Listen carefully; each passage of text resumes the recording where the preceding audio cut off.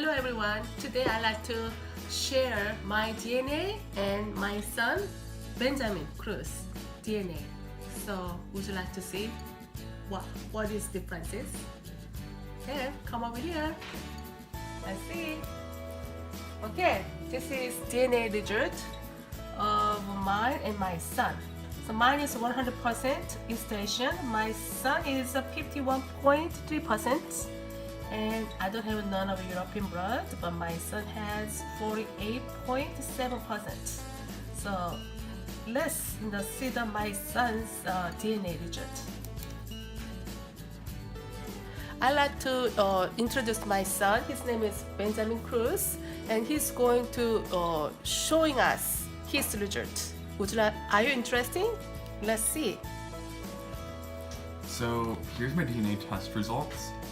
I am 51.3% East Asian, and of that percentages, I am 48.8% Korean, 2.4% Japanese, and 0.1% broadly Japanese and Korean. Then for my European percentage, it's 48.7%. Of that, 32% is French and German, 8.3% is British and Irish, Scandinavian is 2.5%, Iberian 2.1%, and broadly Northwestern European 3.2%, and broadly Southern European 0.5%. Now these results did not surprise me, because I did know I was half Korean and German ethnically. However, I was surprised by the different ethnic groups on the European side, because I would have assumed it was only mostly German. However, there's also British, there's Scandinavian, Iberian. So there's different European ethnic groups that are in those different percentages there. The other surprise was the Japanese percentage. Although it doesn't really surprise me given my knowledge of my family's ancestral region.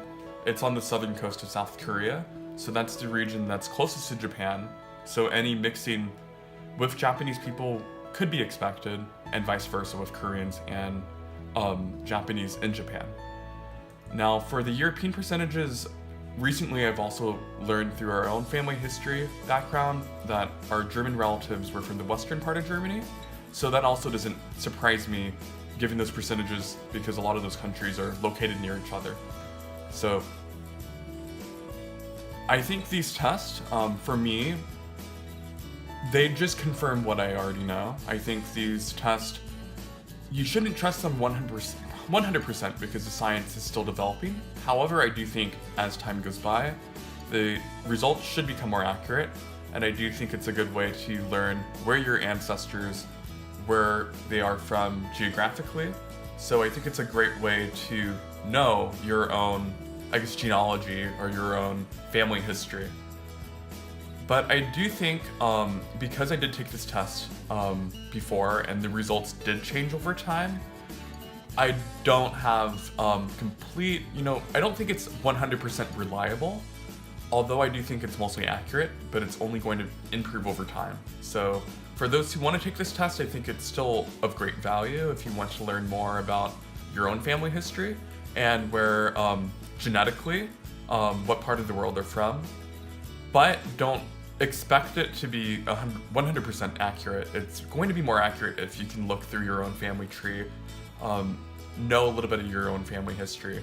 So I do think it just confirms more of what you might know, but if you don't know any of your family history and you just want to know where your relatives might be from, for instance, you're an adoptee or you might be estranged from a certain part of your family, then I think it can be a good way to learn about your own genetic background. So I do recommend it for people who might be in those kind of situations, but even if you're not, I think it's always great to just know this so you can know what your own family history is, where they're from.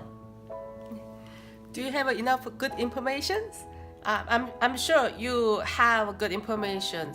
In the future, somebody want a DNA test, hopefully you can get good results. So your daily life hopefully affected a positive way. Thank you for seeing our video. Have a good day. Bye.